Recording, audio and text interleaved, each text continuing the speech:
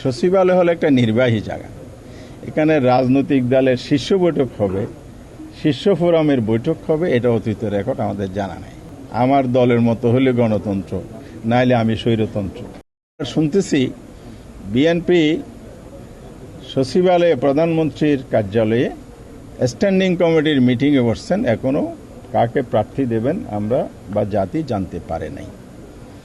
কারণ ওনাদের মধ্যে প্রার্থী বাছাইয়ের যে সংকট আমরা লক্ষ্য করছি, এই যে দৈন্যতার জায়গায় যোগ্য প্রার্থী দিতে না পারা, সে জায়গা থেকেও আমরা আশা করতে পারি যে কর্নেল ওলি সাহেবের যোগ্য, উনি সবার সামনে জাতির সামনে এসেছেন।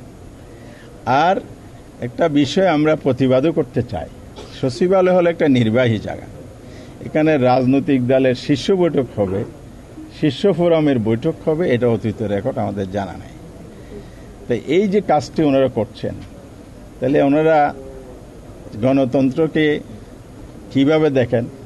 আমার দলের মতো হলে গণতন্ত্র, নাইলে আমি স্বৈরতন্ত্র। 5 মাস বা 6 মাসের কার্যক্রম, অতীত থেকে কোনো পরিবর্তন নাই, ওনাদের মহাসচিব বলে দিয়েছেন।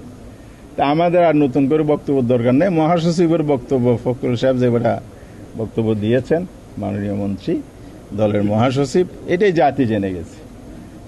বোঝা যাচ্ছে যে ওনারা আসলে পরিবর্তন চান না বলেই পরিবর্তন হচ্ছে না।